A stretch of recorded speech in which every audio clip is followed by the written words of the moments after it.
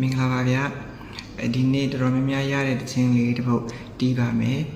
လိုက်ဆိုလို့အဆင်ပြေတဲ့လူတွေကကျူရက်လုပ်ပြီးတော့လိုက်ဆိုပေးပါနော်ကျွန်တော်ကတီးနေနေဆိုလို့မရလို့ပါမင်္ဂလာပါ